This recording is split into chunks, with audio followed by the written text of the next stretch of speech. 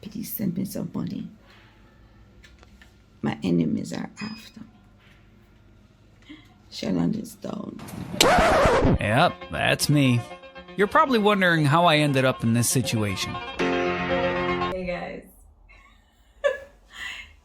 It seemed like we skipped a couple chapters, right? I know. I definitely feel the same way as you do.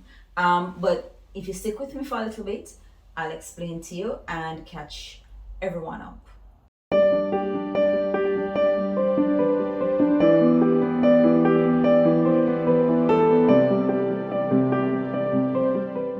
So everyone knows that I've finished chemotherapy and radiation by the grace of God, and everything has been going good. All my scans, all my tests, everything looks great.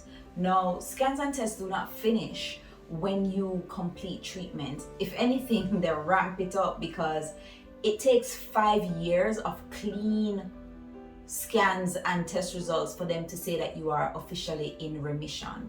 So I have been doing monitoring. Part of that monitoring is a genetic test that I did, and they came back and they're like, hey, we got good news and we got bad news. I was like, bring it to me. They're like, the good news is that you don't have the BRCA gene. I was like, that's great. They're like, but you do have a rare genetic mutation called the Fraumeni syndrome. I was like, come again? Tell me or explain that to me like I'm 5, right? So they say you have the Fraumeni syndrome, which puts you at a heightened risk for several cancers, like in soft tissue and so forth, but definitely breast cancer. And I was like, okay. And you know, guys, seeing that I already got the breast cancer in the left, I think this diagnosis or this research is sound. Now, the problem is that this puts you at a heightened risk, like 80%, of getting it either again in the left or you could get it in the right.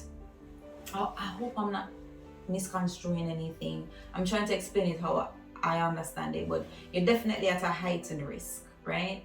And there are 2 ways in which you can deal with this. You can either, 1, do increased monitoring, which we started immediately.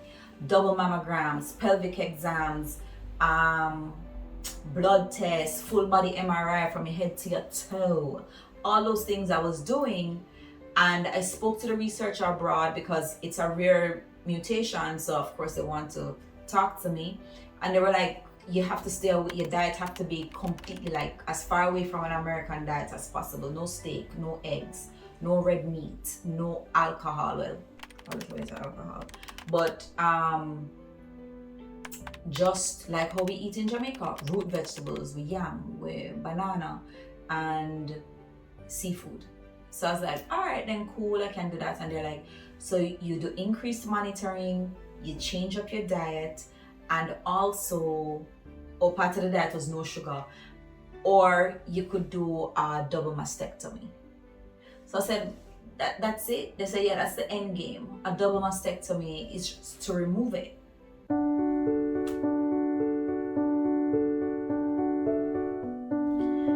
So I mulled around with it for months, spoke with my family, spoke with my doctors, spoke with myself, spoke with my friends, spoke with myself.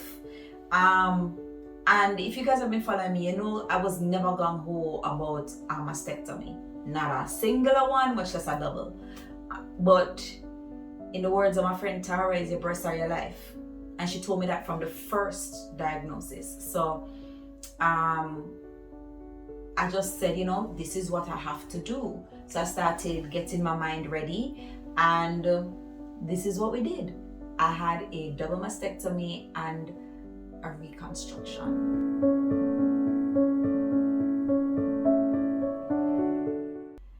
And now you're all caught up.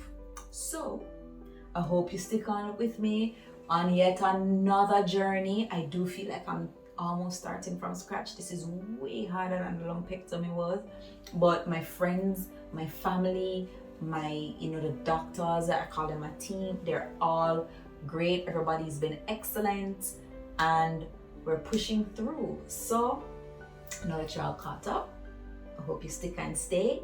If you have any questions, feel free to comment below, or you can link me on Instagram or Twitter. I'll answer you. I have no problem as long as you're respectful. But you know, without further ado, run that beautiful bean footage. That's where we're starting from.